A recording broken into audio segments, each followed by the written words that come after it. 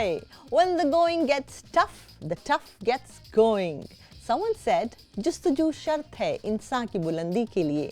मैं जहां आज न पहुंचा, वहां कल जाऊंगा. The world is run by those who choose to never give up. I'm Atika Farooqui. This is Now Showing, and here we are in another episode that celebrates the triumph of human spirit and that joyously discusses one of the finer things lined up for you from the world of cinema this week. So let me tell you a couple of things that are the highlights, and here are they. Ready for takeoff, Crew delivers a fresh perspective on female camaraderie.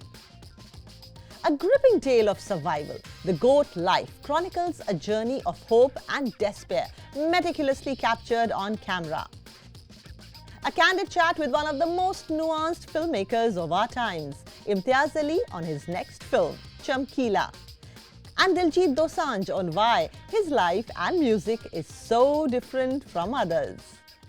Let's begin the show with the review of Crew.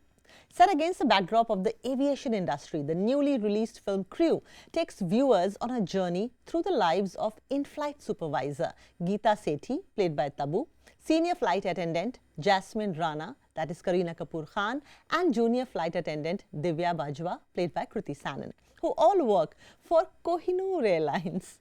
The film portrays the drama, camaraderie and challenges faced by these women as they navigate their personal and professional lives amidst the backdrop of a struggling airline.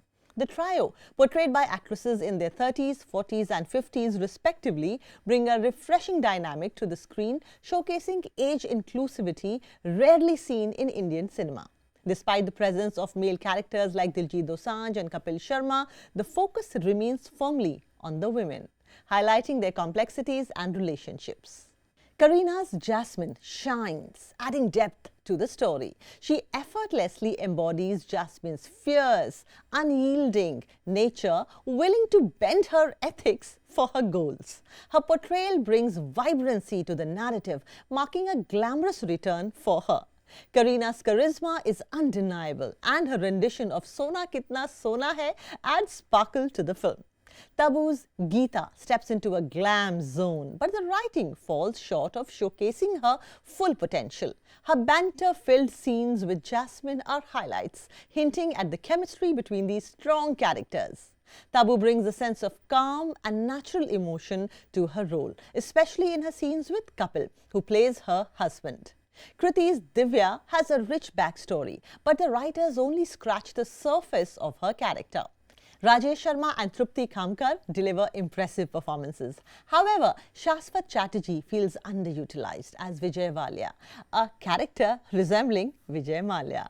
Crew is directed by Rajesh A. Krishnan, known for his work on the critically acclaimed dark comedy Loot Case. Despite their differing scales and ambitions, the two films are connected by their absurdist elements and empathy for those affected by an economic system that widens the gap between the wealthy and those whose dreams remain unfulfilled. Regardless of the makers' well-attempted effort, Crew thus struggles at times to balance its dramatic elements with its comedic undertones. The screenplay by Nidhi Mehra and Mehul Suri, while commendable in its attempt to inject humor, falls short of eliciting consistent laughter. Visually, Crew is stunning, thanks to the efforts of the costume department. The film's production team, including co-producers Riya Kapoor and Ekta R. Kapoor and co-writer Nidhi Mehra, deserve applause for their portrayal of womanhood and women. Unlike many films that use feminism as a device, Crew celebrates female ambition and friendship without resorting to cliches. While Crew may not reach the heights it aspires to, it is a commendable attempt at portraying the complexities of female friendships. Despite its flaws, the film's message of love, support and sisterhood resonates, making it a worthwhile watch for those looking for a different perspective on modern-day friendships.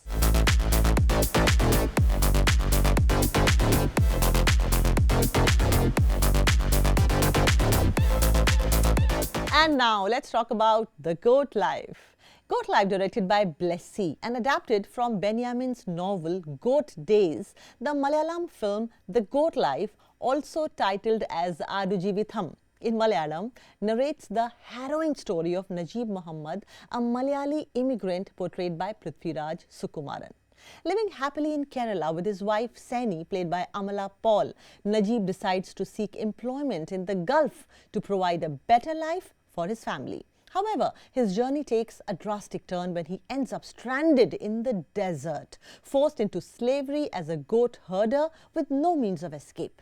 Prithviraj delivers a career-defining performance here, breathing life into Najib's character with authenticity and nuance. Despite initial reservations about his ability to convey intense emotions, Prithviraj shines, especially in the later acts where his portrayal of Najib's transformation after prolonged isolation is particularly remarkable. Amala Paul impresses in her role as Saini despite limited screen time, while Jimmy Jean-Louis is perfectly cast as Ibrahim Khadiri, adding depth to the narrative. Blessy's direction skillfully balances inner turmoil with the desert's grandeur, creating a visually stunning cinematic experience. His attention to detail and ability to evoke genuine emotions from both the actors as well as you, the audiences, contribute to the film's success. The contrast between the vast emptiness of the desert and the lush greenery of Kerala's rivers is effectively highlighted, showcasing different worlds. The cinematography by Sunil K.S. and K.U. Mohanan adds to the film's feel of a masterpiece, capturing the starkness of the desert and enhancing the storytelling. Rasool Pukuti's sound design, especially in the desert sequences, stands out, while Ranjit Ambari's makeup and Steffi Javier's costume design deserve praise. Prasad Madhav's production design also deserves applause here. Despite its many strengths, Ado Jivatham's music, composed by A.R. Rahman, occasionally felt out of sync with the emotions of the scenes set in Kerala. However, Rahman's track, Perion, stood out as a powerful exception. While other songs may not have resonated as strongly, they still contributed to the film's rich visual storytelling. While The Goat Life may have some shortcomings, such as the exclusion of certain elements from the original novel and occasional mismatches in the music, its emotional depth, compelling storyline and exceptional acting make it a must-watch. From the harsh beauty of the desert landscape to the resilience of the human spirit, The Goat Life is a poignant exploration of survival, hope, and the enduring power of human connection. In conclusion, The Goat Life offers a captivating cinematic experience anchored by stellar performances and skillful direction. Despite its flaws, the film's powerful storytelling and emotional depth make it a compelling watch for you.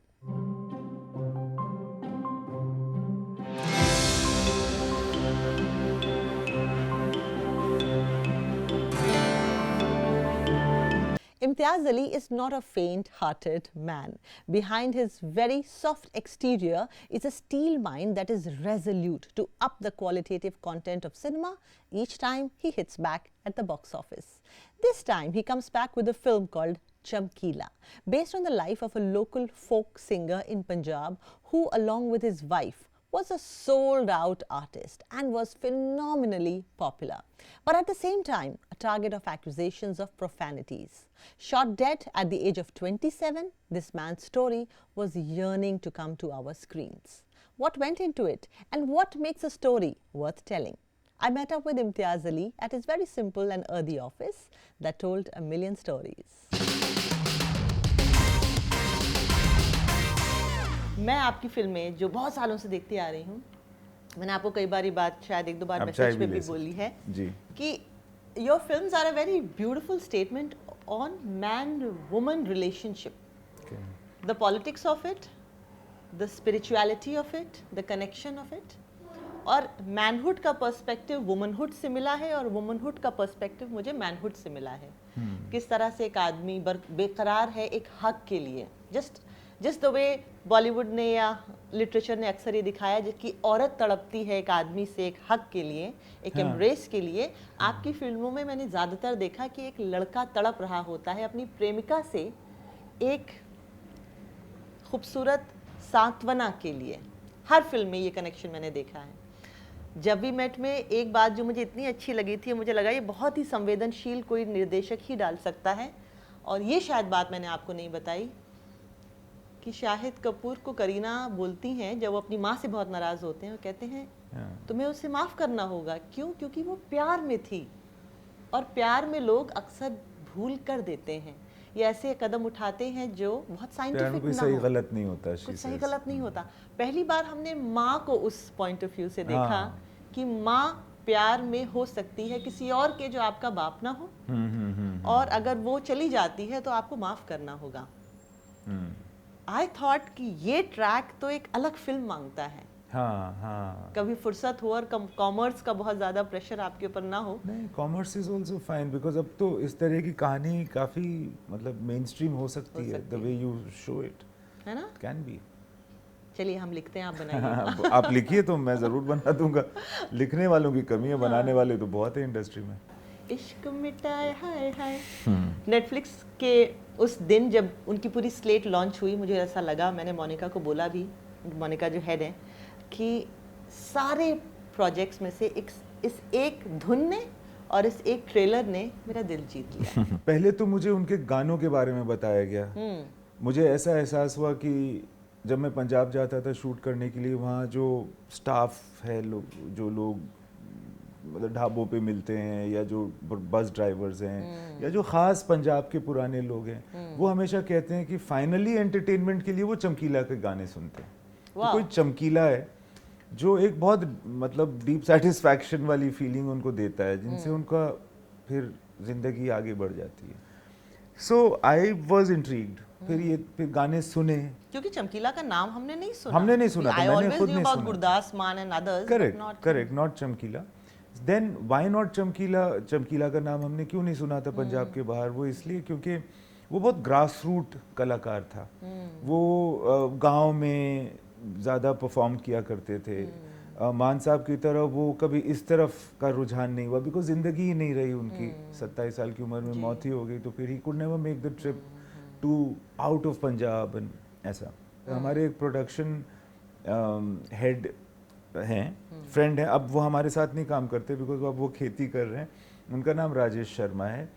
जब we met में भी वो थे, और तब से ही वो कहता था मुझे, राजेश, के आपको उस पर फिल्म बनानी चाहिए, चमकीला, उसकी ज़िंदगी बड़ी इंटरेस्टिंग थी। और धीरे धीरे ही only told me, also other people told me. तो धीरे धीरे मुझे लगा कि रियल बंदा है तो ये है जिस पे हम एक फिल्म बना सकते हैं। उनके ऊपर ये इल्ज़ाम लगा, जैसे मंटो के ऊपर इल्ज़ाम लगे थे, इस्मत चुगताई पर इल्ज़ाम लगे थे कि आप बहुत ही लीक से हटकर ऐसी बात बोल रहे हैं जो आपको नहीं बोलनी चाहिए। और नहीं बोलनी चाहिए मतलब रिलीजन और कल्चर के हवाले से आप बागी हुए पड़े हैं, इसलिए आपको जीने का हक नहीं है। और कई लोग उनके ऊपर या तो ब्लास्फेमी का इल्ज़ाम लगाते हैं, या फिर फहश होने का इल्ज़ाम लगाते हैं। कुछ इस तरह का भी था उनके ऊपर? बिल्कुल था। उनके ऊपर ये इल्ज़ाम था कि आप इस तरह की वाहियात लिरिक्स क्यों लिखते हैं, आपके गाने बोल्ड क्यों होते हैं, आपके गाने इस तरह के रस को क्यों एंजॉय करते हैं, क्या आप लेचरी को बढ़ावा दे रहे हैं, क्या आप बदतमीजी को बढ़ावा दे रहे हैं, घर का कल्चर ख़राब कर रहे हैं, पंजाब का कल्चर ख़राब कर रहे हैं। तो इस तरह की बात थी। प्रॉब्लम ये था ना कि जब एक आर्टिस्ट बहुत सक्सेसफुल हो जाता है और उसके गाने थोड़े से बोल्ड होते हैं, तो इंसान को ना एक फीलिंग ऑफ गिल्ट भी होती है, क्योंकि उसको मज़ा बहुत आ रहा होता है सुनने में। सही बात है। तो उसको लगता है ना कि उसको पब्लिक में इस चीज़ को एडमिट नहीं करना चाहिए कि मुझे बड़ा मज़ा आ रहा है चमकीले के गाने सुनने में। फिर वो बल्कि पब्लिक में बोलेगा कि बहुत गलत कर रहा है ये आदमी, ये काम, इसको तो एकदम मार डालना चाहिए। सो एक दोहरापन है, सही बात है, जो समटाइम्स इन आर्टिस्ट्स को देखना पड़ता है। परिणीति चोपड़ा को आपने कास्ट किया है उनकी बीवी के तौर पे, जो खुद भी गाती थी और सुनते हैं कि उनसे ज्यादा हाई पिच गाती थी जी। और जिसे कहते हैं गला खोल कर गाने वाली जो गायकी होती है वो उनकी थी, बीइंग अ वुमन। राइट। और परिणीति ने क्या सही वक्त पे अपना डेब्यू एज अ सिंगर किया, राइट? हाँ, बहुत अच्छा। ये बहुत actually I was very lucky, बहुत कोइंसिडेंटली परिणीति जो पंजाबी हैं लाइक दिलजीत, और जो गाती हैं, जो ट्रेंड सिंगर है, सच ए गुड एक्टर। हमारा हमेशा प्लान था कि हम साथ में काम करेंगे, कभी ऐसा हुआ नहीं, थैंकफुली अब ऐसा हुआ। उनकी शक्ल भी थोड़ी बहुत मिलती है अमरजोत से। और मर्द और औरत जब एक ही स्केल पे गाते हैं तो औरत के लिए टफर होता है, बिकॉज उसका यूजुअली नेचुरल स्केल मतलब उसका वो लोअर होता है, बिकॉज उसकी आवाज़ पतली होती है। तो उस वजह से अमरजोत के लिए ज़्यादा टफ हुआ करता था उस पॉइंट पे गाना, उस पिच पे गाना गाते रहना।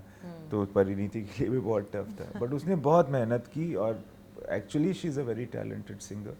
That's how she could manage. Yeah, absolutely. और उस दिन एक बड़ी दिलचस्प बात दिलजीत ने खुद अपने मुंह से बोली। उन्होंने कहा कि जब इन्होंने मुझे कॉल किया, यानी आपने दिलजीत को कॉल किया कि मुझे अमर सिंह चमकीला पे एक फिल्म बनानी है और आपको कास्ट करना है, तो वो उनके ही ऊपर पहले ही एक फिल्म बना चुके थे जो कि शायद कुछ जोड़ी। हाँ, तो उनको लगा कि आपका जब फोन आया तो मुझे लगा सू का फोन आया है, यानी कि सू करने के लिए आपने फोन किया।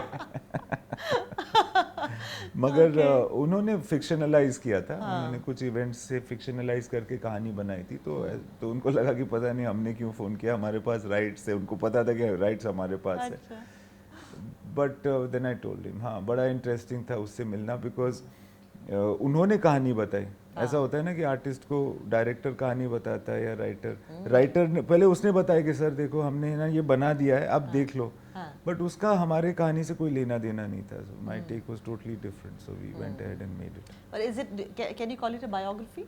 It is like I have tried to be as true as possible to the life and times of Amar Singh Chamkila, both life and times, because times were of 80s, तो उस वक्त बहुत कत्लो गारत या violence चल रहा था, बहुत बहुत अत्याचार बहुत सारे लोगों पर हो रहा था, बहुत परेशान थे लोग, और वही चमकीला की म्यूज़िक का पीक था, गोल्डन एरा था। और उसके सारे गाने, उसका कोई भी गाना तकलीफ पर नहीं था। ओह अच्छा। उसका कोई भी गाना अभी जो ख़राब हो रहा है उस पर नहीं था। उसका हर गाना खुशी और सेलिब्रेशन का गाना था। क्या बात है। सो दिस इज़ व्हाट इश्क मिठाई इज़ अबाउट, दैट इस वक्त ये गाना क्यों चल रहा है, क्योंकि लोगों को आर्टिस्ट से उस वक्त राहत की ज़रूरत होती है, एंटरटेनमेंट की ज़रूरत होती है। बिल्कुल, बाकी वो खुद ताकत अपने अंदर ढूंढ लेगा, मगर आर्टिस्ट का काम सिर्फ भाषण देना नहीं है। सही बात। आर्टिस्ट का काम है एंटरटेन करना। इसमें बहुत, इस ट्रेलर में बड़ी अच्छी लाइन है, वो कहते हैं कि जब जब दुख बढ़ता है उस वक्त मनोरंजन की, एंटरटेनमेंट की ज़रूरत और बढ़ जाती है। जी, ये भी एक लर्निंग थी मेरी। जब मैं आप एक कहानी कोई बनाते हैं ना, तो उससे आपको बहुत कुछ सीखने को मिलता है। बहुत सारी चीज़ें जो शायद आपके अंदर जो गिरहे हैं वो खोलती हैं। जैसे आपने बोला जब वी मेट के बारे में, मुझे अंदाज़ा नहीं था कि मैं वो लाइन लिखने वाला हूँ, मगर उस वक्त जब मैं लिख रहा हूँगा तो मैंने लिखा, और वो क्यों लिखा ऐसा नहीं था कि मैंने किसी और फिल्म में ये बात देखी थी, बट मुझे लगा ये एक स्वाभाविक है कि वो एम्बैरेस्ड होगा somehow। फिर you learn this thing, and when I am writing I am also learning. So what have you learned about main particularly in Punjab, क्योंकि ये वो दौर है 60s में अमर सिंह चमकीला पैदा हुए 1960 में एक्चुअली, और 1987 या 88 में ऑलरेडी उनकी डेथ हो चुकी थी। वो उस टाइम जब पूरा खालिस्तान मूवमेंट वगैरह बहुत चरम पे था, and he wrote songs on the temper problems of the men in Punjab, but temper problems in a funny way, अच्छा, yeah, in a way that उसने वो तैश में फलाना कर दिया और उसने उसका दिमाग खराब हो गया, इस तरह से, मतलब not, he never wrote about what was going on politically। AR Rahman के साथ आपकी बहुत ही प्यारी वर्किंग रिलेशनशिप है। लगभग कितनी फिल्में हो गई होंगी अब तक? ये चौथी फिल्म है। Wow.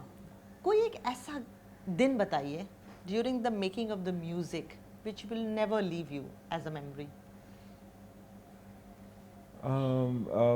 See, the thing to remember is Diljit has not sung in the movie.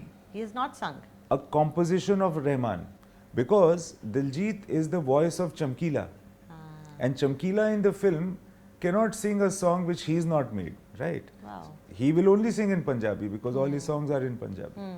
And we have, you know, subtitles and very creative ways of expressing to the audience what it means. But Chamkila is not singing an A.R. Rahman song because that's not possible, right? True. So we in the film don't have Diljit's voice in Rahman's music. However, they collaborated. Obviously, the film was like that, and he rehearsed in Rahman sir's studio, and they met several times. They're both born on the same day, interestingly, and there is a similarity also between them. They are both of them are very pure, and it is as it is, that kind of people. Bilkul. They don't toe the line. In different ways. They don't also toe the line, but they are very silent, like they don't talk out of turn and stuff like that. Wow. So Interesting. it was good to be in a situation where the three of us were together. Imtiaz, it's always a pleasure talking to you, but it is a Likewise, bigger pleasure, deeper pleasure, and a more joyful pleasure to watch your movies. Thank you so much, Atika. And here we are heading in for a short break, but after the break is Diljit Dosanjh, who we see as Chamkila in Netflix's another film. But here he is talking about his music, his life, and how it is different from the others.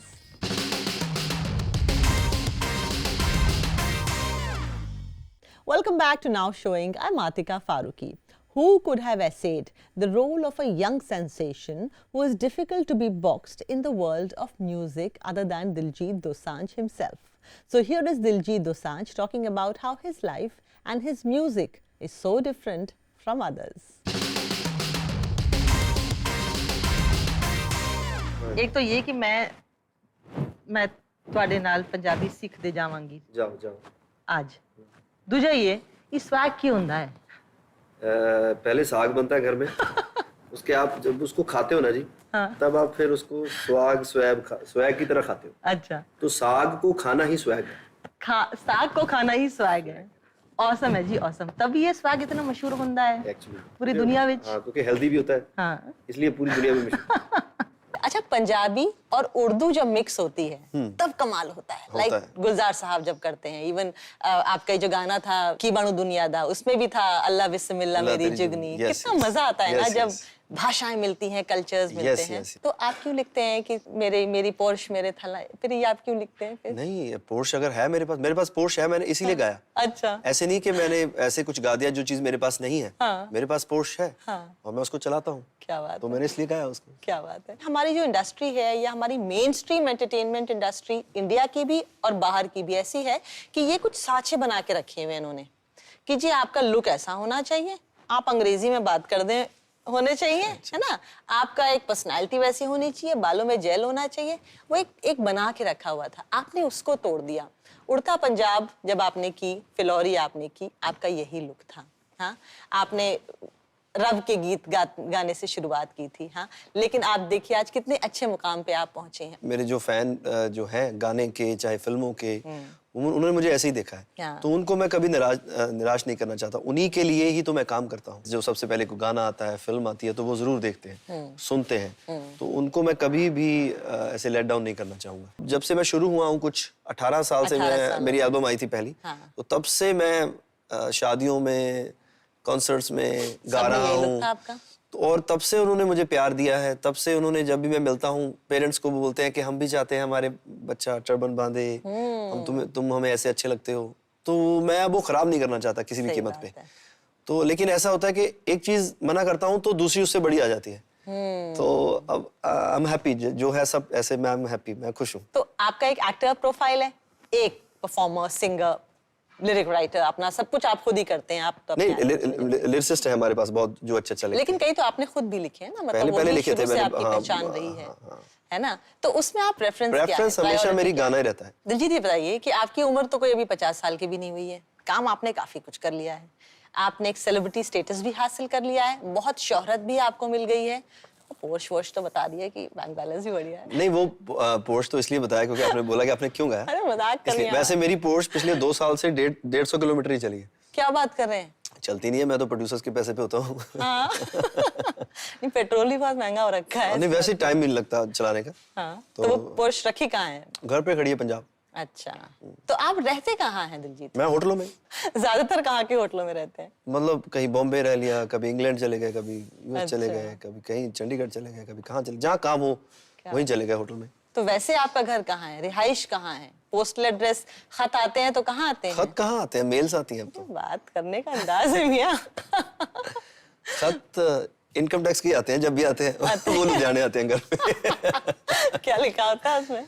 बस कुछ नहीं जी, मतलब आप time पर भर भी रहे हो कि नहीं भर रहे हो। अच्छा। वैसे मैं टाइम पे भरता हूँ।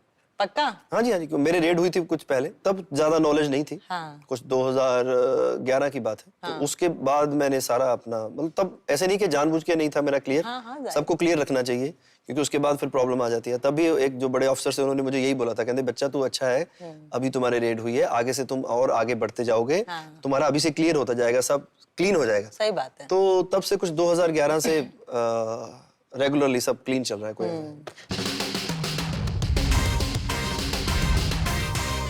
And with this, we come to the end of the show. It was a long weekend and I hope that you had plans that made it completely worth it. I leave you with 4 lines of my poem for especially the women watching. ऐ जनू पसंद औरत, अपने शानों पे सूरज रख, हमें इल्म की रोशनी में नहाना है, दिल न टूटने दे, हार न मान अभी, उम्मीद पे तो सारा ज़माना है. I hope in the continued race in today's busy world, we do remember to respect each other's presence and rules to create a better world. I'm Atika Farooqui saying goodbye, be happy, see you next time.